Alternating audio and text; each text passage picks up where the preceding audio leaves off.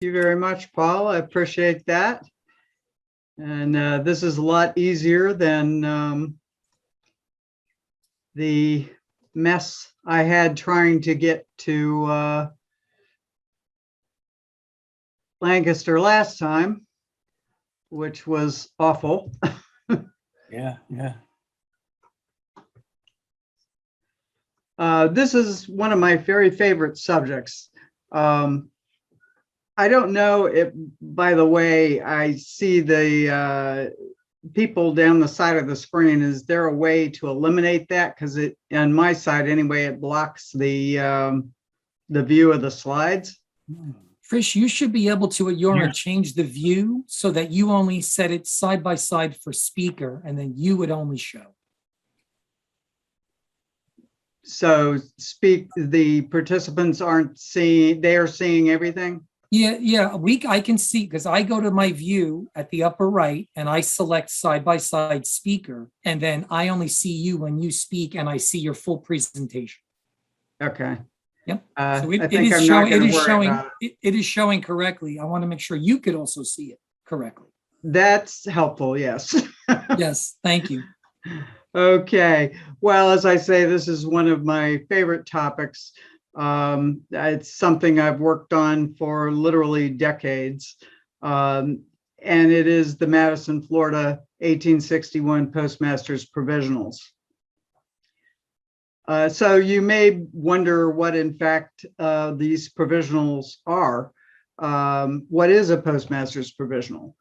They're stamps that are created and sold by some town postmasters as a temporary measure and presumably only for local use. And thus they are also sometimes referred to as locals. When I began my research on the 3-cent Madisons, only the cataloged items of Confederates, properly rated 2 cents, 5 cents, and 10 cents were the ones that were listed in the catalog. There were no 3-centers. My published research suggested that, in fact, there should be another type of provisional listed in the catalog, the 3-centers, which are partly US and partly Confederate. Many events led up to the American Civil War, but secession is arguably the last step before hostilities. South Carolina seceded first on December 20th of 1860, and Mississippi seceded next, January 9th. Florida was the third state to secede on January 11th, and the Confederate States of America began to be formed on February 4th, but not in a solitary day, because obviously they were creating an entire government, new constitution, and so forth.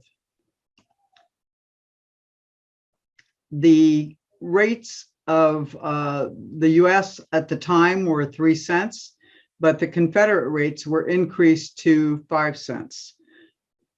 The Confederate Provisional Congress adopted an act to continue enforce the laws of the United States until such laws could be changed.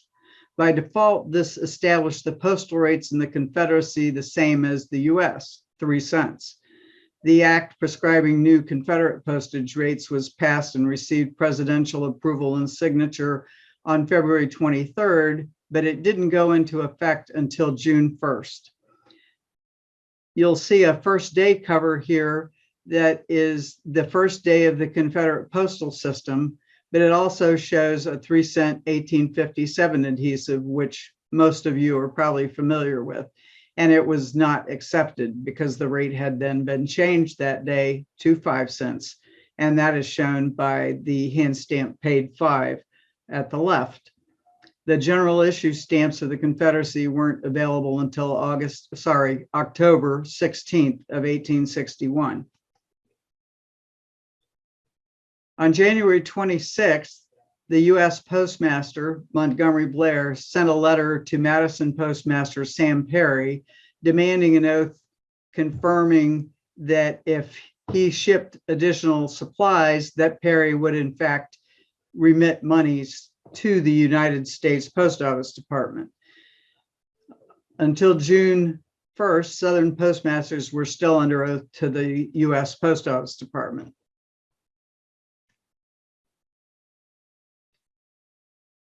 The Confederate Post Office Department was established February 21st. So this is a long time now, from February 4th till February 21st. And Texan John Reagan was not appointed until March 6th as Postmaster General of the Confederate Post Office Department. In the meantime, the U.S. Postal Service continued to provide postal service in the seceded states with U.S. postage rates still in effect. Postmaster General Reagan advised Southern postmasters that it was in the interest of all on both sides of the border that they continue their duties and render all monies to the U.S. until the Confederacy could assume control over their own affairs on June 1st. Thus, the stage was set for provisionals. In a letter written by Reagan in 1898, he stated the following: I left it to postmasters and persons paying postage to arrange between themselves the manner in which these notes may be used. Under this condition occurred the issuance of local stamps and stamped envelopes by quite a number of Confederate postmasters. Fast forward to spring of 1984. You'll see here a cover at the bottom that has a rather strange stamp on it. It's nothing more than a little piece of paper. It was hand stamped Hillsborough, North Carolina. And this was part of an original correspondence that was offered to Kaufmann auctions in 1984. This date, May 27th of 1861, was in fact the day North Carolina was admitted to the Confederacy. So it's a first day cover as well. Here you'll see what was inside, which is a simple receipt from a bank, and it is also dated May 27th of 61. So here's the question: what in the world does this have to do with the Madison, Florida Provisionals? And this is why I asked you to hold your questions, because it's an obvious one. Why are you talking about North Carolina?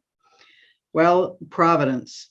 A week later, more 3-cent stamps appeared at our doorstep, and it was kind of a shock because we had never seen 3-cent quote unquote Confederate stamps. These 3-cent stamps were the Madison Postmaster Provisionals. 5 of the 7 recorded Madison Provisionals were offered to Kaufmann auctions as one unit. They cost a lot of money and they came with fabulous provenance and substantial background, but they also came with a taint of having been delisted from Scott Catalog in the 1800s. There was much more to be done before they were rehabilitated. So the census of the 7 recorded Madisons. The first item is a 3-cent Madison used with a town cancel that you see at the top right. A second example is known to have gone to the Philatelic Foundation, and there is a very poor photocopy that I did not bother to show that is very similar to that top stamp. It's said to have been owned by the Wheel brothers, who apparently submitted to the PF. I did speak to the Wheel brothers before they died, and they remember it and remember it well, but they don't remember who they sold it to or have any idea where it was now. And we still don't. The bottom stamp is different, as you see from the top. Only the top 2 stamps, well, the top 2 items are the same. All the rest of the recorded items are different in some way. This bottom one is canceled with a manuscript paid in money. The next item is a misspelled variety, CNETS, an error stamp, also canceled with a town cancel. The bottom stamp is canceled with a /pen cancel and was stolen from Stanley Pillar's dealer stock in Sarasota at the 2000 show. The FBI did recover it several years later, and it was sold in the DK collection offered by Siegel Auctions in 2012. The only known recorded 3-cent Madison on cover is at the top, and it's canceled by an oblong paid cancel and shows a clipping from the original letter that is headed Madison, Florida, February 13th of 1861. At the bottom is the only Confederate rated use. As I said, everything is different, one from the other, except for the first two examples. The 5-cent black Madison press printed entire is used September 2nd, and 1861 is understood in the town postmark. In fall of 1984, I wrote an article entitled U.S. 3-cent 1861 Postmaster Provisionals Used in the Confederacy, and this ran concurrently in the American Philatelist and the Confederate Philatelist. In it, I proposed a new catalog category, the 3-cent 1861 Postmasters Provisionals. Were there other 3-cent provisionals? Yes, there were. Tuscumbia, Alabama was incorrectly listed for nearly a century in the U.S. section of the Scott Catalog as 12XU1 and as being issued in 1858, which made absolutely 0 sense to me. Every other U.S. provisional is either a 5-cent or a 10-cent value, and they were all issued in 1845 or 1846, right before the first issues of the U.S. in 1847. Also, there are recorded 5-cent rated Confederate provisionals from Tuscumbia, so that logically placed the 3-cent rated provisionals in that era. Most of the few Tuscumbia 3-cent provisionals were from the Carroll Hoy correspondence, which was discovered in 1912. Before it was Carroll Hoy and Company, it was Buchanan Carroll and Company, which became Carroll Hoy and Company in mid-1858. Those dates really help a lot of Confederate postal historians in dating things as not from the 40s, not from the 50s, or actually in the late 50s as possible, but it depends. It often helps us authenticate Confederate items. At right is the H.R. Harmer catalog page from the Casper collection, in which they sold these two particular Tuscumbia provisionals as U.S. provisionals. The very first of the Madisons discovered was the error stamp, and it was discovered in 1872 by John Walter Scott, the founder of Scott Catalog, and who is called, as most of us know, the father of American Philately in his lifetime.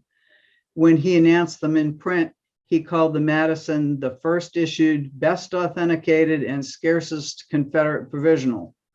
Provenance is stellar. It, of course, started with Scott and also went on to Paul, Judge Philbrook, Count von Ferrari, Lewis Moody, Henry and Raymond Lapham, John and Patricia Kaufmann, Dr. Dean Briggs, William Middendorf, and today is with John Crossman across the pond. But the Madison provisionals were delisted. They were only listed in the Scott Catalog through 1896. I tried and I could not find out why. It is thought that maybe John Luff was the cause. In print, Luff called them nothing but labels, which obviously I disagree with. And now everybody else does too. Scott died in 1919, so obviously I wasn't going to be able to ask him. And Scott Publishing Company records were destroyed by a fire years before. So that was not an avenue I could go down. The Madison 5-cent press printed entire, the Confederate one, was discovered in 1895 by another philatelic luminary, and that was C.H. McKeel, who was the founder of McKeel's Weekly Stamp News. Provenance was McKeel, Ferrari, Moody, Lapham, Kaufmann, Briggs, and today is in the collection of Dr. Dan Knowles. The only 3-cent Madison known on cover was also discovered in 1895 by Dr. Gaius Brumbaugh of Washington, D.C., who described it in a letter to a New York stamp dealer to whom he sold it. Dr. Brumbaugh bought it from a patient, cut off the date line to establish the date of use, and returned the remaining portion to his patient to protect family privacy. Later, as it turned out, we sold part of the Brumbaugh collection in the 1980s, and they were still talking about that Madison cover that Grandpa sold, and were not happy about it. Provenance here is, of course, Brumbaugh, Avery, Duveen, Hind, Caspary, Kaufmann, Gross, Briggs, Mindorf, and Knowles. When I began my research, I looked for the death certificate of Mrs. Thompson, who was the addressee on the cover, and sure enough, it showed her physician as Dr. Brumbaugh, so that confirmed that provenance. The stamp was canceled with an oblong paid cancel and is not tied, and that is always troublesome to authenticators. If you have anything to do with exportizing, you know that's always an issue. So how were these produced? In 1872, Postmaster Perry wrote a detailed letter to J. Walter Scott in reply to his inquiry after discovering the error stamp. And he said, before the ink became dry, we sprinkled yellow bronze on it, which gave the stars and border the appearance of gold. And indeed, it is a very sexy stamp. Those are my words. You can just see here the glitter, if you look carefully. How many stamps of this era do you know that are sprayed with gold? None. It just wasn't done. So very unusual stamp. Unfortunately, it doesn't scan well, doesn't photograph well, but if you hold it to a bleak light, it's really a beautiful thing. And at the peak, when it was first discovered, it was called the Golden Stamp of Madison. He continued on in his letter that ordinary foolscap paper was used and that all fractional currency in the circulation at that time disappeared, and it was difficult to make change. Indeed, almost impossible to conduct post office, having no United States postage stamps, as my supply was exhausted soon after the assemblage of the Confederate Congress. And believing my allegiance due to the Confederacy, I was loath to apply for stamps to the United States and determined to mail letters paid in money only. The stamps were printed at the local newspaper office of the Southern Messenger.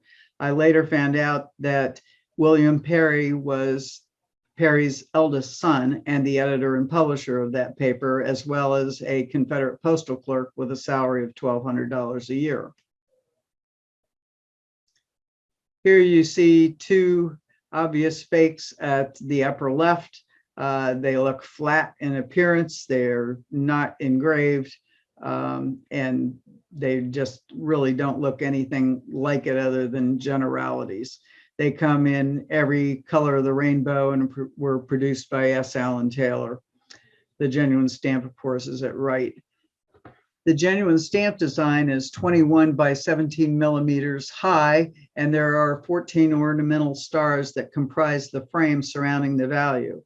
Each center of the star contains a semicircle, and those semicircles all point different directions, which would make this very easy to plate if we had enough of them to do so, which we do not. I spent a lot of time in the National Archives and in the Library of Congress trying to track down anything that would lend credence to these being genuine stamps. I was excited when I found this particular letter, which is from Madison Postmaster Samuel Perry to U.S. Postmaster General Blair, and it is dated the 8th of March, 1861, and he is justifying why he made his own postage stamps, because it became apparent to the Postmaster General that he had done so, and they weren't very happy about it. But he swore his allegiance that he would remit all monies to the Post Office Department. In this letter, Perry states that he made both 3-cent and 1-cent values, and that there is a copy of each enclosed in the letter. Unfortunately, I didn't find them. And more, the 1-cent value has never been found. We have no idea, never seen one. Hope we do someday, so keep your eyes out. In 1985, I thought I would have a sleigh ride getting a certificate after I found the letter in the archives, but that was not to be. The Philatelic Foundation declined opinions on all of the Madison Provisionals. The Hillsborough, however, they issued a genuine certificate with the wording as submitted. The foundation did not, however, condemn the Madison Provisionals. They merely required more proof. So why did they decline an opinion? The Philatelic Foundation had no record of other examples of the canceling devices used on the Madisons, not the oblong paid on the cover, nor the rare small Madison FLO circular date stamp. Some also felt that the papers I found at the archives were planted by the disreputable Dr. James Petrie in the 1800s to help authenticate the provisionals. Personally, I felt that was a bit of a stretch. I mounted a massive search of private collections and dealer stocks for the various markings used on the Madison stamps. The late Morris Everett had listed 2 Madison oblong paids in the extensive Confederate stampless cover files.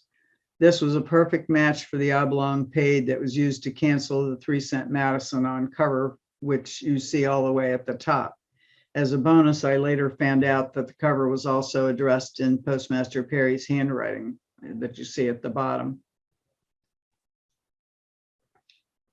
I needed cancel corroboration for FLO. It had been suggested that there were not cancellations other than FLA that were used in Florida during the Civil War.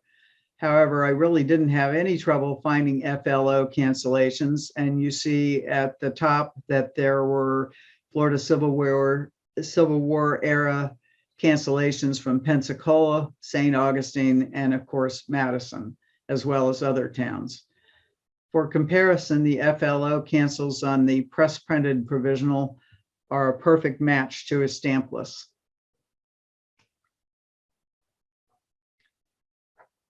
The clincher, however, was the star die envelope.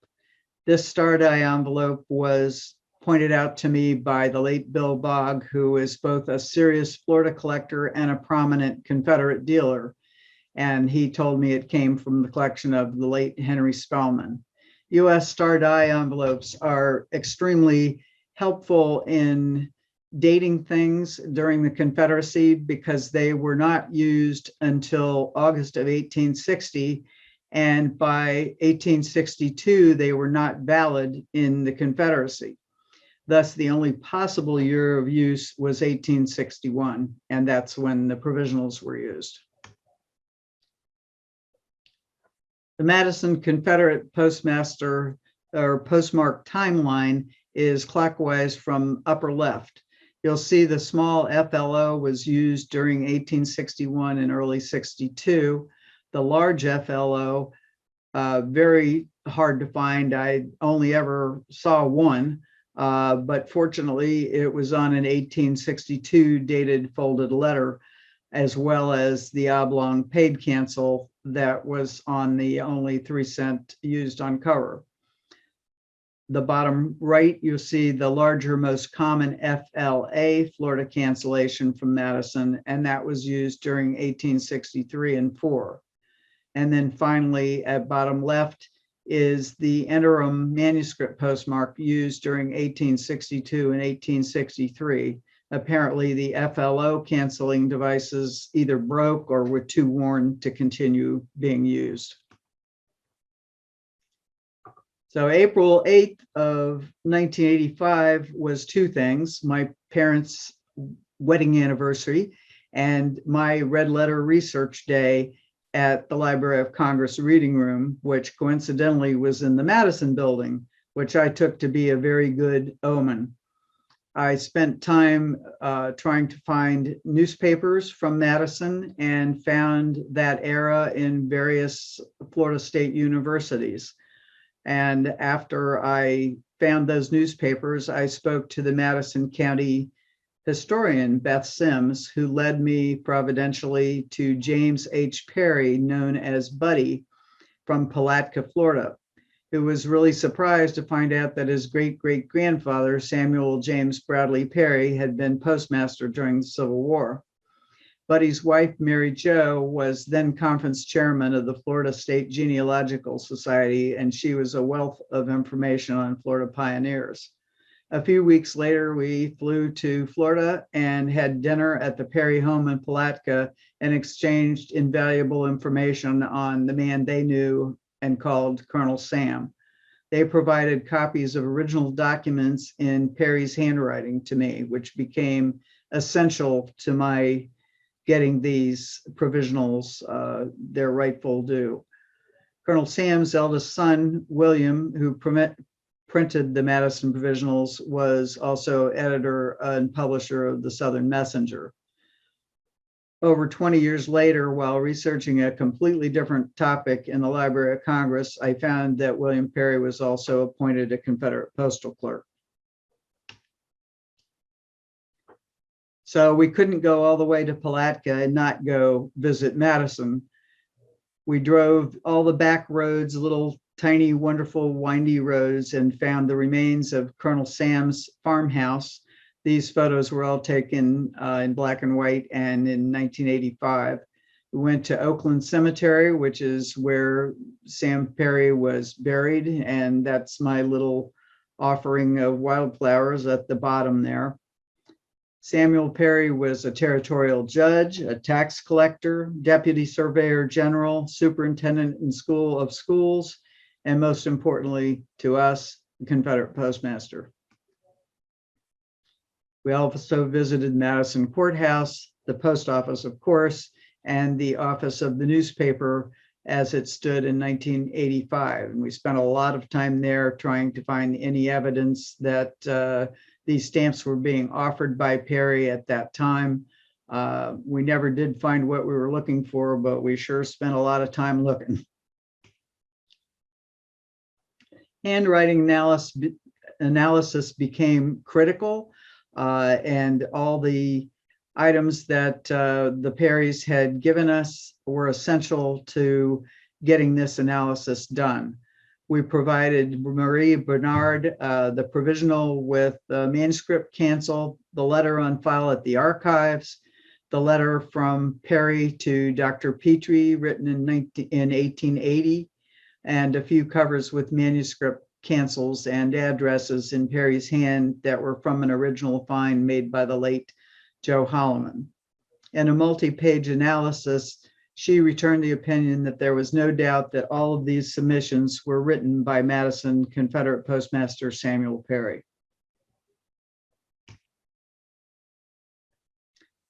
So we finally went back to the Philatelic Foundation.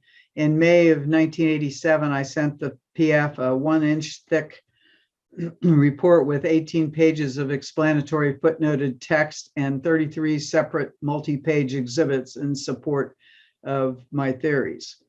Almost a year later, in March of 1988, we were invited to a special meeting of the PF in which we had open dialogue with the people there present. And I have copies of every one of them. Some are no longer with us, some are still are, and I continue to speak with.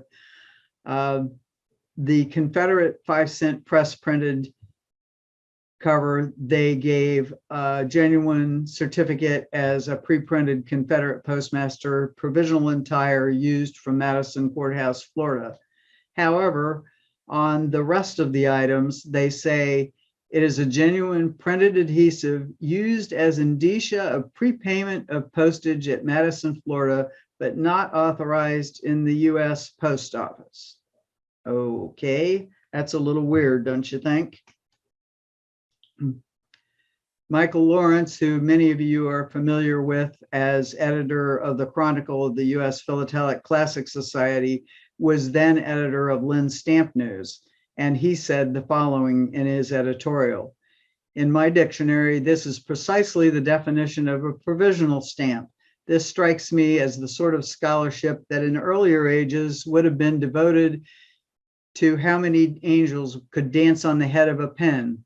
In my view, a provisional is a provisional. It's too bad that the foundation refused to drop the other shoe to declare that these are genuine U.S. Postmaster provisional stamps.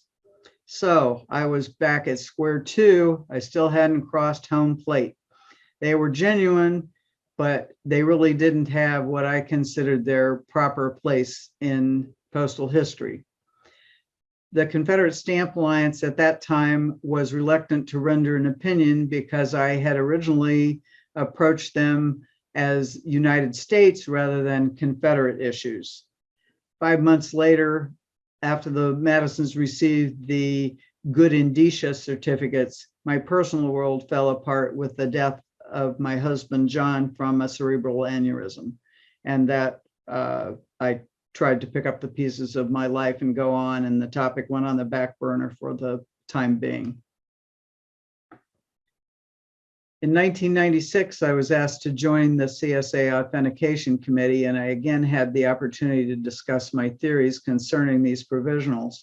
They finally agreed to take up the challenge, and in 1986, they declared them as 3-cent Madison Florida Postmaster provisionals post-secession. I was also asked to join the CSA Postmaster Provisional Revision Committee, working with the editors of the Scott Catalog to revise their listings, and I still work with Scott Catalog today. In January and February of 2000, both the AP and the CP again released a joint article of mine entitled "The Madison Florida Postmaster Provisionals Anatomy of a Postal History Research Product." Voila, finally. In 2000, the Scott Catalog added an entirely new section preceding the Confederate States of America Postmaster Provisional section, and it is simply entitled 3-cent 1861 Postmasters Provisionals. In 2012, they were, of course, also listed in the CSA Catalog, which is no surprise since I was editor-in-chief. This is still a keen interest of mine. I find new tidbits all the time to add to the story. Just last year, in the first quarter issue of 2020, I wrote an 18-page article in the Confederate Philatelist entitled "Dialogue on Censuses and Provenance, Case Illustration, Madison, Florida." In great detail, I traced the provenance of all recorded Madison provisionals and their evolving history as new information continues to appear. There are now 8 different towns represented in the 3-cent 1861 provisional section as collectors become more aware of what to look for. Most of these listings are hand stamp provisionals, which is another lengthy topic. Only the 3-cent Hillsborough and the 3-cent Madison provisionals are adhesives. This does not include the 3-cent Nashville, which was never issued and is unfortunately now also thought to be an early fantasy rather than a genuine stamp. New discoveries are still being made and long-held beliefs are being challenged, and I invite you to join the fray. It's always fun to find something new and to take up the gauntlet as it is. Postal history is ever evolving and ever should be. I thank you for your kind attention and welcome any questions you may have. How about a round of applause for Trish, please, for that just phenomenal journey, multi-decade journey, Trish. We are just so fortunate that you were able to share that with us. I see a lot of folks clapping. Even on the sidebar. So please, let's open it up for questions. If you want to keep the slides up, Trish, you can. If you have to go back to them or take it down, whatever's easiest. So let's open it up for questions, please. I have a quick one, 2 quick ones. The U.S. rate was 3 cents. Yes. The Confederate was 5 cents, but that didn't start until June 1st. Right. So in that interim, they used the 3 cents, and many were provisionals. No, many were not provisionals. Okay. There were generally speaking, they simply used regular US stamps. They used star die envelopes. They used everything US, and there were very, very few 3-cent provisionals as you see from this last slide, only 8 different towns are represented in the 3-cent 1861 provisional section. So most of them were either hand stamped 3-cent rates, or until they ran out of stamps, they were the old 1857 issues, and so forth. They were US stamps, just straight up US stamps, until they couldn't get them anymore. And when the United States demonetized their stamps, did some of the Southern postmasters still use US because they had them and they worked? Or Nope, because they didn't work unless someone goofed up. And there are some examples of that. They're actually very sought after. You don't find it often, but sometimes some slid through. Usually you'll find them in early June, when perhaps some areas of the country were not as with it as the urban areas, and let that slide through. Or maybe it was Great Aunt Nellie and they let her slide through. Who really knows? But there are not very many examples of that. And then most often at that period too, you would start to see the hand stamps, as Trish could say, old stamps not recognized. Which Correct. they would then place on that 3-cent perforated 1857 because it was not recognized. And then they would have to collect 5-cent cash, right? Because it was unpaid, correct? They treated it Exactly. as full unpaid. Is that right? Yep. Yes, Thank you. and the gold glitter on that was stamp? neat. Isn't that neat? I love that. Yeah. Well, thank you. Trish, if I can, going back, and I was kind of mesmerized by a lot of the text in that, but relative to the misspelling of cents, Yep.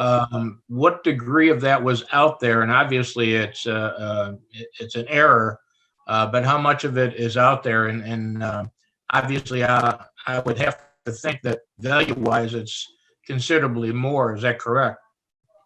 Value-wise, the error stamp recently sold. Actually, I bought it at auction and resold it, and it's in the $20,000 range, which is a little more than the rest of the Madisons, the off-cover Madisons. The cover, however, is much more, as you would expect. It's the only one known. But they all have something individual. The pen canceled one that's just the slash, that's the least of them, as you might expect. Most of you are probably aware that most pen canceled stamps are going to be valued less than anything with a circular date stamp. So about how many of the misspells are out there? Do you know? Yeah, one. But that's it. That's what I thought. All right. Thank you. Yeah, they're all, everything is unique unto itself. Of those 7 items, everything is unique. So there's only one error. There's only one stamp that has paid in money on it. There's only one with a pen slash. There's only one that is Confederate rated. So there are only 7 Madison Provisionals. Yeah, they're worth some money. Thank you.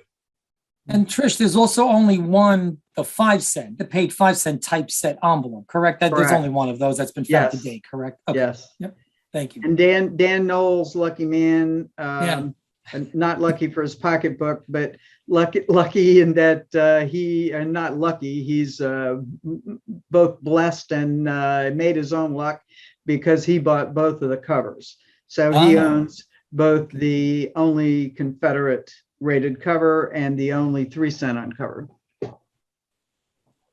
So do you find it interesting that they would typeset on the envelope for the 5-cent in that respect, and they would print? Clearly, we don't know the size of the sheetlet that they produced of the 3-centers, but clearly they did, right? They wouldn't I do wish we did. right. That As would I be a great. mentioned, Yeah. You could plate it if only you had enough of them, but we don't. The press printed, there are others. Austin, Texas is press printed. This, of course, Confederate rated. And there are a few others. There are not lots of them, but there are some. Okay. Thank you.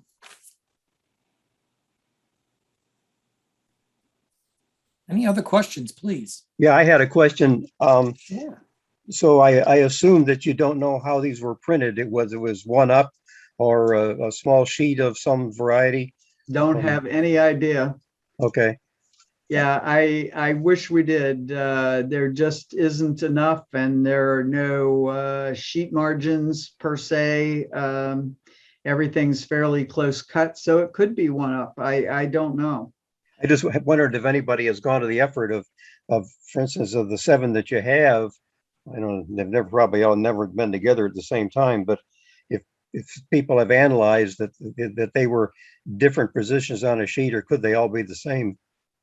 I mean, everything, I have pictures of all of them.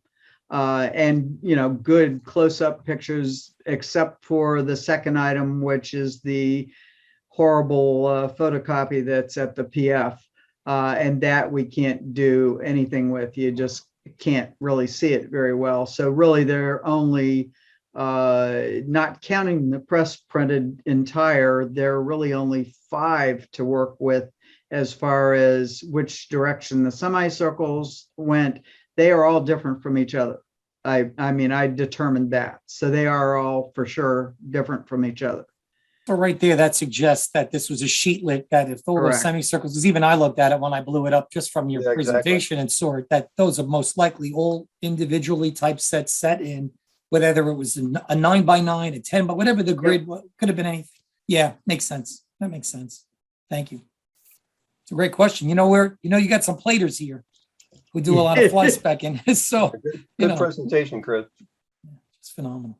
This question I have, we had a speaker in the summer just talking about the future of the hobby, and it goes around a lot. You see it in the philatelic literature, and you're involved, it seems, in philately in almost every area. And you've also worked many years on that one project alone, including other ones. But do you see up and coming, newer, younger researchers in philately coming in with the same zeal that you had? Is there anything that we should hear for encouragement, or what are you seeing? I am, of course, COVID, this is not going to be news to you, but COVID has been a big shot in the arm, if you will, to our hobby in general. As I'm blessed to be a dealer too. And because of that, I see a lot of things that cross my desk that the average collector wouldn't see. Because I see again and again and again new material all the time, buying and selling. And what I am seeing is more and more new people coming into Confederates, because that's the only thing I do. I know a lot about a little, and I admire the guys who know, a little about a lot. I do have knowledge of US as well, but basically, I'm a one-trick pony. But I've found in the past couple of years that there are more and more new people that are excited by this. They love the idea. One as recently as last week who just got really excited looking at my website and started buying and asking questions and trying to figure out what direction to go in, and buying literature and doing his homework and plating. He was thrilled by the idea of plating. He thought that was the greatest thing since sliced bread. So that's really neat to think a brand new guy thinks plating is terrific. Yay. I do too, but I've been in it a while. Yeah, thank you. That is encouraging.